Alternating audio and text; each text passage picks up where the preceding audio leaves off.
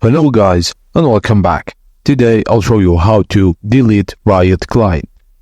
To uninstall it from your PC, follow these steps. Firstly, before uninstalling, ensure that no Riot games are running in the background, which means remove all the background of Riot games on your task manager. Now, press Windows plus L to open settings. Navigate to Apps. Then in the Apps and Features tab, scroll down and find the Riot games, like Valorant or League of Legends or Legends of Runeterra.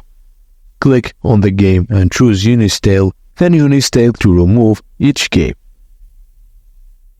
Alternative method is to type Control Panel in the search bar, then open it. Click on Uninstall a program. Under Programs, scroll to find your Riot Games client software. Right-click on it, then select Uninstall. And that's it guys, as simple as that. Thank you for watching, and please don't forget to like and subscribe for more.